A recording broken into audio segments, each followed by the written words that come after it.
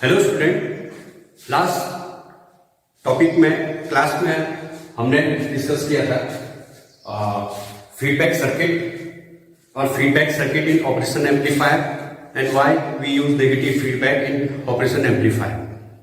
अब हम इस लेक्चर में डिस्कस करेंगे virtual short concept in operation amplifier and further virtual ground concept in operation amplifier और साथ में वर्चुअल शॉर्ट और virtual ground condition in ideal और प्रैक्टिकल ऑपरेशन एम्पलीफायर के लिए हम इसको डिस्कस करेंगे आज का जो लेक्चर है। तो सबसे पहले हमें समझना पड़ेगा कि virtual short basically electric circuits में हम कैसे डिफाइन करते हैं। तो ये डेफिनेशन है शॉर्ट सर्किट की। तो short circuit is defined as a connection between two nodes या point of an electric circuit that force them to be at the same voltage or potential। जैसा आप इस फिगर में देख सकते हैं, ये यहाँ पर एक एग्जाम्पल फिगर बनाया हुआ है जिसमें ए और ई फील्ड में हमने एक वोल्टेज सोर्स अप्लाई किया है V, और इसमें चार resistance R1, R2, R3 and R4 इसमें सीरीज में कनेक्टेड हैं और इसमें कुछ पॉइंट्स मैंने डिफाइन किए हुए हैं A, B, C, D, E। तो इन पॉइंट्स को यदि हम कंसीडर करें रेजिस्टेंस के साथ तो हम कह सकते हैं VA potential at point A. इस पॉइंट का सपोज पोटेंशियल VA है, हम कैलकुलेट नहीं करेंगे क्योंकि कंसेप्ट समझेंगे, मैथमेटिकल कैलकुलेशन नहीं करेंगे what is VA, VB, VC and so on, and VB is potential at point B and so on, VC, VD and VE potential at point E। तो इस R1 जो resistance है इसके दो इन point है A and B। तो R1 पर जो पोटेंशियल होगा वो बेसिकली इन जो वोल्टेज होगा वो बेसिकली इन दो पॉइंट का पोटेंशियल डिफरेंस होगा। तो हम कह सकते हैं voltage across R1 is equal to VA minus VB and is equal to VAB। AB से हम डिफाइन कर रहे हैं, तो VA माइनस VB हमने इसलिए किया क्योंकि ये पॉजिटिव हीट है, बैटरी का नेगेटिव हीट है, तो करंट इधर को फ्लो होगी। तो करंट हमेशा हायर पोटेंशियल से लोअर पोटेंशियल की हो जाएगी, तो करंट की डायरेक्शन आपकी ये है। तो that means VA minus VB this is equal to AB and similarly the voltage across this R2 resistance is equal to the potential difference between VB B and C point. तो यहाँ पर VCB आ गया। ऐसे हमने C के लिए, D के लिए और E के लिए हमने ये चीज कैलकुलेट कर दी। तो इस फिगर से और ये जो डाटा है इससे हम क्लियर कर सकते हैं कि जो A, B, C और D की पॉइंट्स हैं ये हर एक पॉइंट का पोटेंशियल डिफरेंट है। यदि स्पेसिफाई हम इन दो पॉइंट्स को कंसीडर करें शॉर्ट कंसेप्ट को समझने के लिए B और D को, तो B और D जो है वो डिफरेंट पोटेंशियल में है क्योंकि यहाँ पर रेजिस्टेंस R2 है, इन दोनों की रेजिस्टेंस R2, R3 है, तो सम पोटेंशियल ड्रॉप इधर होगा, सम पोटेंशियल ड्रॉप इधर होगा। लेकिन हम क्या करें, एनी हाउ हम किसी वायर से इन दोनों को कनेक्ट कर लें, फिजिकली वायर से इनको कनेक्ट कर लें, तो क्या होगा, करंट होगी बेसिकली। अब इस पाथ को फॉलो ना करके ये इस पाथ से शॉर्ट हो जाएंगे। अब ये शॉर्ट पाथ को फॉलो करेंगे, तो जब शॉर्ट पाथ को फॉलो कर रही है दैट मीन्स हमने क्या कर दिया, पाथ को शॉर्ट कर दिया B और D पॉइंट पर। तो इलेक्ट्रिकली हम इसको शॉर्ट सर्किट कहते हैं। बेसिकली जो हम वायर यूज कर रहे हैं आइडियली हम इसको जीरो रेजिस्टेंस का लेके चलते हैं, that means VB is equal to VD हो जाएगा। VB is equal to VD case में ये हमारे पास जो कनेक्शन वायर है उसका रेजिस्टेंस जीरो है आइडियली, और प्रैक्टिकली तो उसका अपना कोई रेजिस्टेंस होगा। तो उस केस में हम कह सकते हैं VD और VB और VD जो है ये दोनों सेम पोटेंशियल पर है। तो इस कंसेप्ट को हम कहते हैं शॉर्ट सर्किट। अब करंट जो है शॉर्ट पाथ को फॉलो करेगी, इसका मतलब इसमें कोई भी पाथ फॉलो नहीं होगा क्योंकि करंट जो है आपकी शॉर्ट हो गई है। इसको यह पाथ जो है अब जो है इजी लग रहा है, एक सिंपल रफ लैंग्वेज में कहा जाए तो ये कंसेप्ट है आपका शॉर्ट सर्किट का। और यदि ऑपरेशन एम्पलीफायर में यदि हम शॉर्ट सर्किट को समझे तो short circuit in op amp इसको मैं वर्चुअल शॉर्ट सर्किट भी लिख सकता हूँ, लेकिन कंसेप्ट जब आएगा उस समय मैं आपको क्लियर करूंगा। This is virtually short circuit in operation amplifier. तो हमारे पास ये ऑपरेशन एम्पलीफायर है, ये अपने नोन है, इसका symbol minus and plus, inverting in, non inverting in. Inverting in का जो वोल्टेज है उसको हम माइनस, पोटेंशियल है इसको माइनस V से डिनोट करते हैं, इसमें जो पोटेंशियल है इसको प्लस V से डिनोट करते हैं। और यदि इन्वर्टिंग इन का वोल्टेज की बात करें तो वोल्टेज बेसिकली 2 पॉइंट के बीच के पोटेंशियल का डिफरेंस होता है। तो यदि हम विद रिस्पेक्ट टू ग्राउंड करें तो potential at A inverting in this is minus V and potential voltage at a non inverting in this is minus, this is plus V। Suppose इसका amplification, और ये आपके पास एक ओपन लूप कॉन्फ़िगरेशन है जिसको हम amplification factor, this is open loop. तो basically जो एम्पलीफिकेशन फैक्टर होता है ये हमारे नोन है V not upon input signal. और इनपुट जो है ऑपरेशन एम्पलीफायर में बेसिकली इन दो इनपुट जो टर्मिनल है इन पर जो वोल्टेज या सिग्नल अप्लाई है इनका बेसिकली डिफरेंस होता है, जिसको हम डिफरेंस इनपुट डिफरेंशियल वोल्टेज से डिफाइन करते हैं। तो इस पॉइंट को हम यहाँ पर जो पोटेंशियल डिफरेंस है V इन D से सपोज हम डिफाइन करते हैं। ये बेसिकली इसका ओपन लूप गेन है। ये चीज आपको क्लियर हो गई होगी। और वह V D is equal to V plus minus V minus. ठीक, अब सपोज हम इसे, क्योंकि ऑपरेशन एम्पलीफायर इसका यूज एम्पलीफिकेशन के लिए हम यूज करते हैं, तो हम इसको सिग्नल देंगे। सपोज हमें इससे सिग्नल देते हैं, ये हमने इसको V2 सिग्नल दिया और नॉन इन्वर्टिंग टर्मिनल को सपोज हमने V1 सिग्नल दिया। अभी हम सोर्स इन पर है, तो सोर्स इन पर जो बेसिकली वोल्टेज डिफरेंस यदि हम डिफाइन करें, दिस इज सपोज Vs जो है वो सोर्स इन का वोल्टेज डिफरेंस है। ठीक है, आइडियल केस में this Vs is equal to V2 V1 minus V2, और आइडियल केस में this is equal to V in D। तो डिफरेंशियल इनपुट वोल्टेज है उसी के लिए इक्वल होगा। तो जितना हम सोर्स इनपुट टर्मिनल में जो सोर्स अप्लाई कर रहे हैं, तो जो सोर्स है वो जितना वोल्टेज सिग्नल इनपुट टर्मिनल को, नॉन इन्वर्टिंग टर्मिनल को अप्लाई दे रहा है, उतना ही यहां पर क्या होगा, रिफ्लेक्ट होगा आइडियल केस में। अदरवाइज यदि प्रैक्टिकल केस की बात करें तो सपोज, तो इनके बीच जो सर्किट है यहाँ कहीं ना कहीं जो है एक अमाउंट आपका रेजिस्टेंस की होती है, जहां पर कुछ ना कुछ वोल्टेज ड्रॉप होगा। इसको हम एक एग्जाम्पल से समझ सकते हैं। सपोज ये आपके पास एक ऑपरेशन एम्पलीफायर है, पूरा सर्किट है, और ये आपको साउंड को एम्पलीफाई कर रहा है, और मेरे पास माइक है और आउटपुट में स्पीकर लगा है। बट मैं माइक इन की बात करूँ, सोर्स इन, तो माइक में जो भी मैं, जो मेरी साउंड एनर्जी होगी उसको ये इलेक्ट्रिकल एनर्जी है, मतलब साउंड सिग्नल को इलेक्ट्रिकल सिग्नल में कन्वर्ट करेगा। सपोज वो वोल्टेज के फॉर्म में कन्वर्ट करता है। अब जो ये माइक ने जो वोल्टेज जनरेट किया, उस वोल्टेज को मुझे इसके इनपुट टर्मिनल पर ट्रांसफर करना है। तो जो बेसिकली जो प्रोसेसिंग होगी, उस प्रोसेसिंग में नंबर ऑफ रजिस्टर, कैपेसिटर या पूरा एक सर्किट बना होगा। तो उस सर्किट का अपना कुछ ना कुछ इंटरनल रेजिस्टेंस होगा। तो दैट मीन्स ये प्रैक्टिकल बात है। तो यहाँ पर कहीं कुछ इंटरनल रेजिस्टेंस होगा। सपोज इंटरनल, जिसको हम जनरली R1 या R2 से डिफाइन करते हैं, तो V2 है, कुछ ना कुछ पोटेंशियल यहाँ ड्रॉप होगा, और एक्चुअल जो पोटेंशियल होगा वो आपका V2 ही होगा, जिसको हम V माइनस से डिफाइन करते हैं। लेकिन आइडियल केस की बात कर रहा हूं, तो आइडियल केस में यहाँ पर आइडियल केस में हम ये मान सकते हैं कि जो टोटल सोर्स वोल्टेज है वो टोटली इनपुट जो टर्मिनल है इसमें अप्लाई हो रहा है।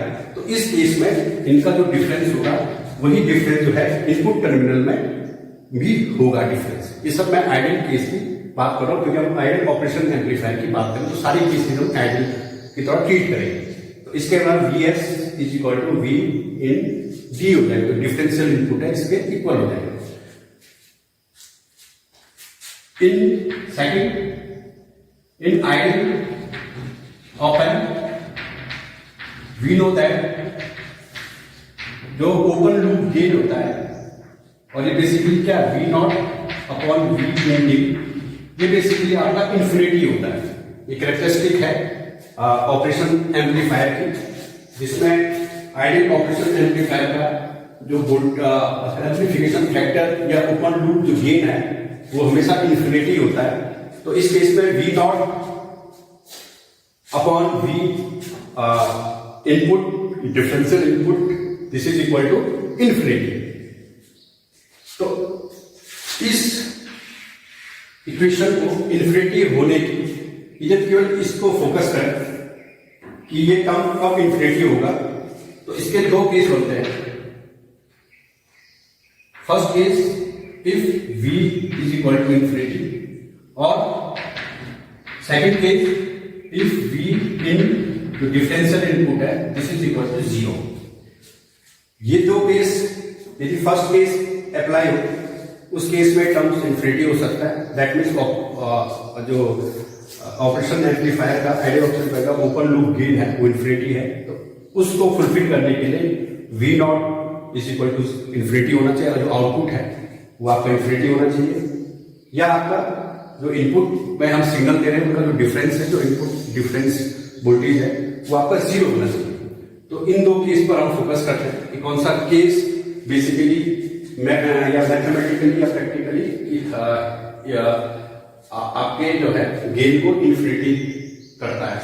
तो हम यदि फर्स्ट केस पर एनालिसिस करें कि सपोज हम मान के चलते हैं gain naught is equal to infinity, तो क्या किसी भी आइडियल ऑपरेशन एम्पलीफायर का गेन भले ही उसका इन्फिनिटी है, तो मैथमेटिकली ऐसा लग रहा है कि उसका आउटपुट भी क्या होगा, आपका इन्फिनिटी होगा।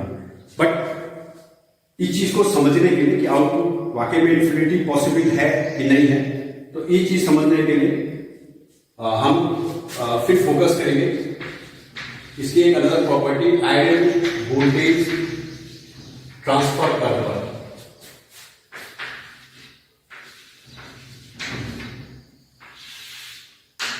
This is ideal voltage transfer curve, जो हमने प्रीवियस वीडियोस में डिस्कस किया है। तो इसको हल्का सा ब्रीफ कर लेते हैं। तो ये आइडियल वोल्टेज ट्रांसफर कर्व है, इसका एक्स एक्सिस में हम डिफरेंशियल इनपुट या इनपुट और आउटपुट में हम वाई एक्सिस में आउटपुट को शो करते हैं। क्योंकि वोल्टेज ट्रांसफर है, दैट मीन्स कर्व दो वोल्टेज के बीच में ही ड्रॉ होगा। तो फर्स्ट तो एक्स एक्सिस में वोल्टेज है, तो एक्स एक्सिस में जो भी क्वांटिटी लेते हैं उसको हम वेरिएबल लेते हैं, इंडिपेंडेंट वेरिएबल, और वाई एक्सिस में डिपेंडेंट वेरिएबल। बेसिकली आउटपुट जो है वो इनपुट पर डिपेंड है और साथ में इसके गेन पर। तो जब ideal voltage curve, ideal voltage transfer को मैं एनालिसिस किया तो हमारी स्ट्रेट लाइन, जैसे जैसे हम इनपुट वोल्टेज इंक्रीज करते जाएंगे तो साथ साथ में क्या होगा, आउटपुट वोल्टेज भी इंक्रीज होगा ड्यू टू किसके, एम्पलीफिकेशन फैक्टर के कारण। तो इनपुट के साथ आउटपुट भी इंक्रीज हो रहा है विद एम्पलीफिकेशन फैक्टर के साथ। बट एक सम पॉइंट के बाद ये कांस्टेंट सैचुरेटेड हो जाता है। ये आइडियल ट्रांसफर कर्व में डिस्कस किया था, और इस सैचुरेशन आउटपुट को हम जनरली वी नॉट सेट कहते हैं। प्लस, क्योंकि प्लस साइड में, वैसे नेगेटिव साइड में भी होगा, इसको हम माइनस वी नॉट सेट कहते हैं। तो इसकी वैल्यूज, अब इनपुट को हम कितना भी इंक्रीज करें या उस एम्पलीफायर का गेन आपका कितना हाई से हाई या इन्फिनिटी भी हो, लेकिन आउटपुट कभी भी आइडियल ऑपरेशन एम्पलीफायर के केस में भी आउटपुट जो है वी सेट से कभी ज्यादा नहीं हो सकता। और ये वी सेट बेसिकली क्या हो सकता है, is is less than equal two plus VCC, and this plus VCC ये बेसिकली पावर सप्लाई है इस एम्पलीफायर के लिए, और यही आउटपुट को लिमिट करता है। ये एक प्रकार से लिमिटर का काम कर रहा है कि आउटपुट वोल्टेज का जो मैक्सिमम पीक होगा, जो मैक्सिमम वेरिएशन होगा, वो किस वोल्टेज तक होगा। तो ये बेसिकली ये पॉइंट्स हो गए, plus VCC and minus VEE। तो जो पावर सप्लाई है ये बेसिकली आउटपुट वोल्टेज को लिमिट कर रही है। अब क्यों लिमिट करें, इसके पीछे कंसेप्ट क्या है। एम्पलीफायर, यदि हम वन वर्ड में एम्पलीफायर को डिफाइन करें तो ये एक पावर कन्वर्टर है जो डीसी पावर को एसी पावर में कन्वर्ट करता है, क्योंकि हम इनपुट में एसी सिग्नल अप्लाई करते हैं, स्मॉल एसी सिग्नल, आउटपुट में भी लार्ज एसी सिग्नल मिलता है। तो जो एक्स्ट्रा एसी सिग्नल मिल रहा है, लार्ज एसी सिग्नल मिल रहा है, वो किस कॉस्ट पे मिल रहा है? वो हमें जो इनपुट सप्लाई हम उसको दे रहे हैं, इनपुट डीसी सप्लाई दे रहे हैं, उस डीसी सप्लाई जो है उसकी जो पावर है वो कन्वर्ट हो रही है एसी पावर में। तो बेसिकली आप भी जानते हैं, यदि सपोज हमने यहाँ पर 15 वोल्ट का इनपुट बाइसिंग सप्लाई लगाई, this is 15 volt, suppose 15 volt का, तो जो मैक्सिमम वेरिएशन होगा आउटपुट में एसी सिग्नल का, वो 15 वोल्ट से मैक्सिमम हो नहीं सकता, क्योंकि आइडियल कोई कन्वर्टर पॉसिबल नहीं है कि जो आइडियल जो टोटल के टोटल डीसी पावर को एसी पावर में कन्वर्ट कर दे। तो इसलिए यहाँ पर ग्रेटर देन इक्वल टू लिखा है। तो आइडियल केस कंसीडर करते हैं तो Vset plus Vset is equal two plus VCC, लेकिन प्रैक्टिकल केस में this Vset is always less than plus VCC। That means यदि 15 वोल्ट का हमने पावर सप्लाई अप्लाई की है तो हमें मैक्सिमम जो आउटपुट में एसी सिग्नल का जो एम्पलीट्यूड मिलेगा, मैक्सिमम एम्पलीट्यूड मिलेगा, वो लेस देन 15 वोल्ट के हमें मिलेगा। तो बेसिकली जो सप्लाई है ये एम्पलीफायर के आउटपुट को लिमिट कर रहा है, तो इनको हम एज ए लिमिटर भी कह सकते हैं। तो आइडियल ऑपरेशन एम्पलीफायर के केस में भी आउटपुट जो है वो कभी भी इन्फिनिटी नहीं हो सकता। अच्छा ठीक है, सपोज हमने सप्लाई को और इंक्रीज किया, सपोज हमने 48 वोल्ट तक इंक्रीज किया सप्लाई वोल्टेज को, तो इनपुट भी आउटपुट भी आपको इंक्रीज होगा। बट क्या होगा, ज्यादा वोल्टेज देने से हमारे जो इंटरनल एलिमेंट्स हैं, पैसिव है या एक्टिव है, ये इनका डैमेज होने का, तो एक पर्टिकुलर लिमिट उसकी एक स्ट्रेंथ है जिस पर ये हम उसको input power supply, DC power supply apply करते हैं उस पर्टिकुलर सर्किट पे। तो ये जब हम आइडियल वोल्टेज ट्रांसफर कर्व के बेस पर कंक्लूजन निकालें तो हम कह सकते हैं कि V नॉट जो है ये कभी भी इन्फिनिटी की तरफ, इन्फिनिटी तो नहीं हो सकता, मैक्सिमम हो सकता है लेकिन इन्फिनिटी नहीं हो सकता है। तो मैथमेटिकली यदि फर्स्ट इक्वेशन को देखें तो इसका मतलब फर्स्ट इक्वेशन जो है ये आइडियल केस में भी पॉसिबल नहीं है। प्रैक्टिकल में तो अलग बात है, आइडियल केस में भी पॉसिबल नहीं है आइडियल ऑपरेशन एम्पलीफायर के, क्योंकि कहीं ना कहीं आइडियल ऑपरेशन एम्पलीफायर के लिए भी पावर सप्लाई की जरूरत होगी। तो इसका मतलब जो सेकंड केस को हम फोकस करें तो सेकंड केस में जो इनपुट डिफरेंशियल जो इनपुट है दिस इज इक्वल टू 0, या यही आपका 0 हो जाए तो उस केस में भी हम इस कंडीशन को अचीव कर सकते हैं जो एक्चुअल में ऑपरेशन एम्पलीफायर के लिए हम डिफाइन करते हैं।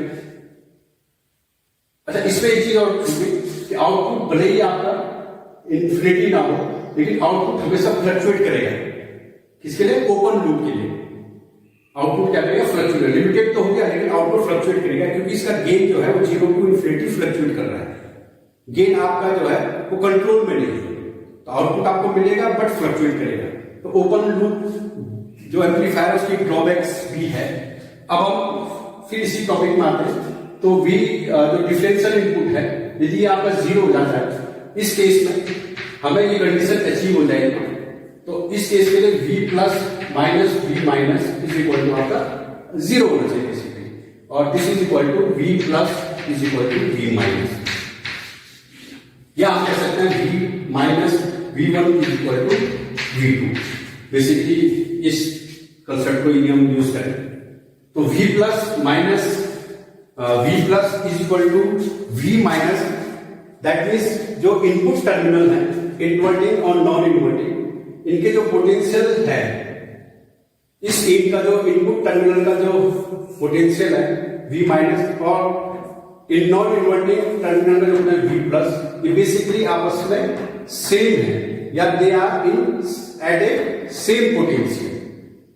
और इलेक्ट्रिक सर्किट में कोई दो पॉइंट या नोड्स सेम पोटेंशियल में है तो उसको बेसिकली हम शॉर्ट सर्किट कंडीशन कहते हैं। दैट मीन्स इनपुट, दोनों जो इनपुट टर्मिनल इन्वर्टिंग और नॉन इन्वर्टिंग टर्मिनल आपस में इलेक्ट्रिकली शॉर्ट है, क्योंकि दोनों सेम पोटेंशियल में आपके हैं इस कंडीशन के साथ। क्योंकि ये तो पॉसिबल है इन्फिनिटी, इसका मतलब यही आपका 0 हो सकता है, और यदि 0 है, यदि उसका एम्प्लीफिकेशन फैक्टर इन्फिनिटी है, that means they are point ये दो पॉइंट है, ये आपके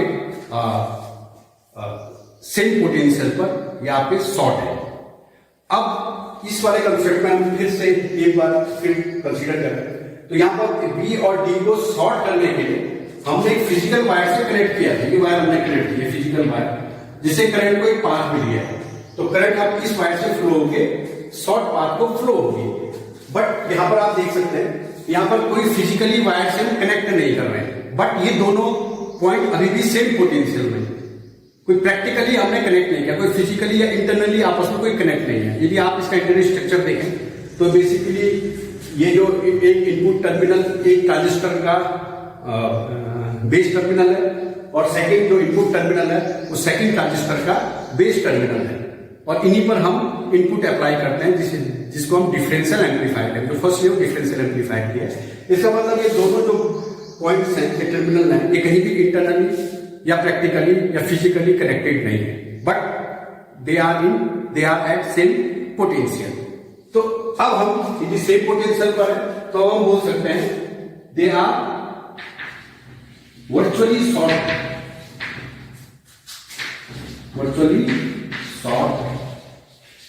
condition. Virtually short condition, short तो है लेकिन अब वर्चुअली शॉर्ट कंडीशन में।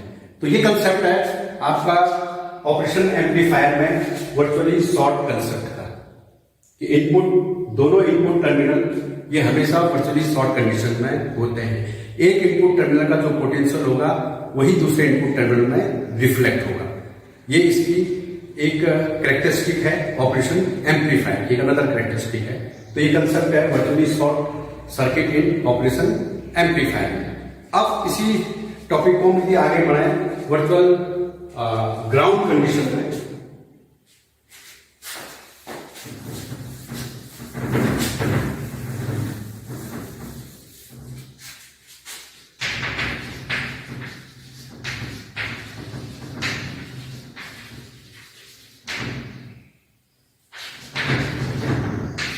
वर्चुअल ग्राउंड कंडीशन में, तो इस केस में हमको करना केवल क्या है, किसी एक टर्मिनल, सपोज एक टर्मिनल, किसी एक टर्मिनल को हमें क्या कर देना, शॉर्ट ग्राउंड से शॉर्ट कर देना, मतलब इसको ग्राउंडेड कर देना, और इनपुट केवल हमें एक फर्स्ट टर्मिनल में अप्लाई करना है। सपोज हम इन्वर्टिंग में इनपुट देते हैं तो नॉन इन्वर्टिंग टर्मिनल को हम ग्राउंड कर देंगे, और वाइस वर्सा यदि नॉन इन्वर्टिंग टर्मिनल को इनपुट प्रोवाइड कराते हैं तो इन्वर्टिंग टर्मिनल को हम ग्राउंड कर देंगे।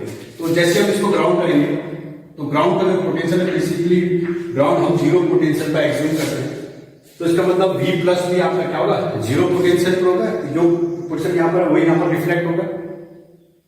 तो V प्लस ऑलरेडी आपका जीरो पर है, और वर्चुअल शॉर्ट कंसेप्ट या कंडीशन को अप्लाई करें तो V plus is equal to V minus, तो that means V plus is equal to zero और V plus is equal to V minus, that means V minus also at grounded. इसका मतलब दोनों जो terminals हैं ये सेम पोटेंशियल पर हैं और जीरो के इक्वल है, दे आर ग्राउंडेड। तो ये सेकंड भी अपना वर्चुअली ग्राउंड कंडीशन में माना जाएगा। तो इस कंडीशन को बोलते हैं वर्चुअली ग्राउंड कंडीशन। तो शॉर्ट और ग्राउंड में केवल एक ही डिफरेंस है, एक टर्मिनल को हम क्या करते हैं, वर्चुअल ग्राउंड कर लें, तो सेकंड टर्मिनल भी आपका वर्चुअल ग्राउंड कंडीशन में अपना आप ही आ जाएगा। तो ये कंडीशन है virtual short and virtual ground की इन ऑपरेशन एम्पलीफायर में। ये बेसिकली आइडियल ऑपरेशन एम्पलीफायर के लिए एप्लीकेबल है। यदि हम एक प्रैक्टिकल या एक्चुअल एम्पलीफायर की बात करें तो प्रैक्टिकल एक्चुअल जो एम्पलीफायर है, तो प्रैक्टिकल एम्पलीफायर उस केस में जो गेन है, सपोज ओपन लूप गेन है, this is not infinity but very very high.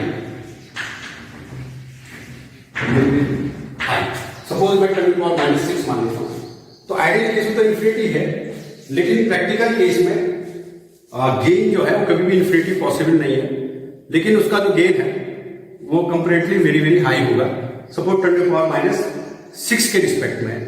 तो इसका मतलब होगा कि ये गेन इन्फिनिटी नहीं है तो इस केस में V जो डिफरेंशियल है ये भी आपका क्या नहीं होगा, V इन V जो है this is not equal to 0, that means V plus not equal to V minus.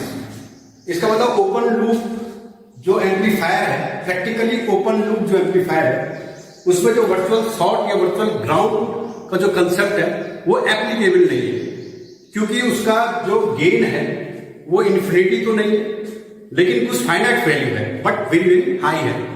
तो हम कह सकते हैं कि ये जो कंसेप्ट है जो आइडियल केस में हम operation amplifier, ideal operation amplifier में जो वर्चुअल शॉर्ट और वर्चुअल ग्राउंड का जो कंसेप्ट हम अप्लाई कर रहे थे वो हम एक प्रैक्टिकल ऑपरेशन एम्पलीफायर में हम अप्लाई नहीं कर सकते। सपोज गेन आपका ओपन लूप गेन ये है और प्रैक्टिकल के लिए आउटपुट सपोज 1 है, तो इस केस में तो डिफरेंशियल है, इनपुट है, इसको हम कैलकुलेट कर सकते हैं V out upon this open loop gain and this equal to V out आपका 1 वोल्ट है। फॉर एग्जांपल 10⁻6 आ गया and this is equal to 10⁻⁻6 volt and this is equal to 1 microvolt। Suppose in output में experiment एक experimental example लेते हैं, output में suppose 1 volt reflect हो रहा है और गेन 10⁻6 है, तो जो डिफरेंशियल इनपुट होगा वो आपका 1 माइक्रोवोल्ट होगा। तो जो बेसिकली 1 माइक्रोवोल्ट है ये बहुत कम है लेकिन जीरो नहीं है, अभी भी ये जीरो की तरफ अप्रोच नहीं है, ये जीरो नहीं है आपके पास। इसका मतलब जो वर्चुअली शॉर्ट है गेन और आउटपुट है, तो वर्चुअल शॉर्ट और वर्चुअल ग्राउंड जो कंडीशन है वो प्रैक्टिकली के लिए एप्लीकेबल नहीं कर सकते हैं, लेकिन इसकी तरफ हम अप्रोच कर सकते हैं। कैसे यूज करेंगे? नेगेटिव फीडबैक का। अब रूल आता है नेगेटिव फीडबैक का, या अब हम बात करते हैं क्लोज लूप ऑपरेशन एम्पलीफायर। तो कैसे क्लोज लूप ऑपरेशन एम्पलीफायर का जो गेन है बेसिकली वो हम वर्चुअली शॉर्ट और वर्चुअली ग्राउंड कंडीशन अचीव कर सकते हैं क्लोज लूप ऑपरेशन एम्पलीफायर में, जो open loop operation amplifier, practically operation amplifier में पॉसिबल नहीं है, क्योंकि कहीं ना कहीं उसका जो इनपुट टर्मिनल में जो डिफरेंस है वो बहुत मिनिमम तो है लेकिन जीरो नहीं है। तो किस कंडीशन में हम ओपन लूप ऑपरेशन एम्पलीफायर में वर्चुअल शॉर्ट और वर्चुअल ग्राउंड की जो कंडीशन है या कंसेप्ट है उसको एप्लीकेबल कर सकते हैं? तो उसके लिए हमें यूज करना पड़ेगा एक क्लोज लूप, मतलब ओपन लूप कॉन्फ़िगरेशन में हम एक फीडबैक सर्किट का यूज करके उसे ओपन लूप ऑपरेशन एम्पलीफायर में कन्वर्ट करेंगे। तो कैसे क्लोज लूप ऑपरेशन एम्पलीफायर में वर्चुअल शॉर्ट या वर्चुअल ग्राउंड कंसेप्ट हम एप्लीकेबल कर सकते हैं जो हम ओपन लूप में एप्लीकेबल नहीं कर सकते हैं। तो इसी क्वेश्चन में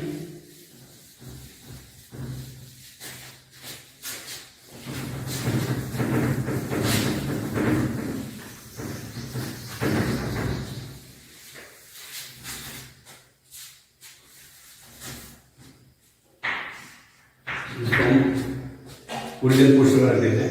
तो अब हम क्या करते हैं, हमारे पास एक operation amplifier same minus plus ये इनपुट टर्मिनल है, V माइनस पर output second input terminal, V plus पर नॉन इन्वर्टिंग इन्वर्टिंग आउटपुट आपको VO मिल रहा आपको। अभी आपका क्लोज लूप हो गया, इस सबको आप ओपन लूप कंसीडर करें। अब इस केस में जो इनके बीच का जो डिफरेंस होगा ये बेसिकली, अब हम जो इनपुट दे रहे हैं V2 और V1, तो हम क्या करते हैं फीडबैक सर्किट जो है अप्लाई करते हैं इसके इनपुट पर। तो फीडबैक का आउटपुट का कुछ पार्ट हम फिर बैक इनपुट पर अप्लाई करते हैं, और जो फीडबैक सर्किट है उसका जो बेसिकली गेन है this is always less than 1। तो जो बेसिक फीडबैक सर्किट होता है वो भी एक एम्पलीफायर होता है, तो आउटपुट का कुछ पार्ट को ये इनपुट में फीडबैक करेगा V लेस देन 1 के केस में। तो इस फीडबैक सर्किट के लिए जो इनपुट होगा वो V0 होगा। तो बेसिकली क्या हो गया आपके पास V0 इनपुट हो गया, और इसका आउटपुट क्या होगा VF। तो VF क्या होगा beta into V0 close loop, और ये VF जो है ये अब इसके साथ एड अप हो जाएगा। तो बेसिकली हमारे पास जो डिफरेंस था ये आपका VS का डिफरेंस। अब क्लोज लूप के लिए जो डिफरेंस होगा, जो इनपुट होगा, डिफरेंशियल इनपुट होगा, सपोज उसको मैं CL से डिफाइन कर रहा हूं। ये तो ओपन लूप था, तो यहां इन लिखा है, यहां पर मैं इन नहीं लिख रहा हूं क्योंकि ये बहुत ज्यादा लंबा हो जा रहा है। तो जो इनपुट डिफरेंशियल इनपुट था उसको VD से मैं डिफाइन कर रहा था ओपन लूप के केस में। क्लोज लूप के केस में इसको स्पेसिफाई में CL से डिनोट कर रहा हूं, क्योंकि अब जो इनपुट का जो डिफरेंस होगा, इंटरनल का जो डिफरेंस होगा, चेंज हो जाएगा फीडबैक के साथ। और ये बेसिकली क्या होगा, VDCL is equal to VS minus VF, when VF is the potential due to feedback circuit. यहां पर बेसिक माइनस क्यों हो रहा है, क्योंकि ये नेगेटिव फीडबैक है। फीडबैक सर्किट लेक्चर में हमने डिस्कस किया था, ये जब फीडबैक सर्किट को इनवर्टिंग टर्मिनल में ऐड करें तो ये बेसिकली नेगेटिव फीडबैक की तरह वर्क करता है। और फीडबैक सर्किट को यदि हम नॉन इन्वर्टिंग टर्मिनल में ऐड करें, के साथ कनेक्ट करें, तो वो बेसिकली पॉजिटिव फीडबैक है। तो नेगेटिव फीडबैक है, दैट मींस ये क्या करेगा, इनपुट के अपोजिट फेज में फिर जो फीडबैक वोल्टेज है उसको अप्लाई करेगा। तो बेसिकली आपका ये आ गया। अब इस फीडबैक सर्किट के लिए या ये क्लोज लूप सर्किट के लिए हम गेन डिफाइन करेंगे। तो हम क्लेम करेंगे क्लोज लूप गेन। ये बेसिकली ओपन लूप गेन था, तो क्लोज लूप गेन क्या होगा, क्लोज लूप वोल्टेज अपॉन इनका जो डिफरेंस है VD close loop differential input. और क्लोज लूप डिफरेंशियल जो इनपुट है VCL is equal to VOCL upon VS minus VF, VS minus VF। और close loop gain virtual short जो condition है उसके लिए हमें क्या चाहिए, V for virtual short condition in close loop op amp. तो क्लोज लूप एप्रोच के लिए जो VDCL है, ये बेसिकली आपका क्या होना चाहिए, 0 होना चाहिए, क्योंकि दोनों फिर आपके सेम पोटेंशियल पर होंगे, तभी आपका क्या होगा, 0 होगा। तो उस केस में VS माइनस VF फोर्सली आपका 0 होना चाहिए, that means VS is equal to VF।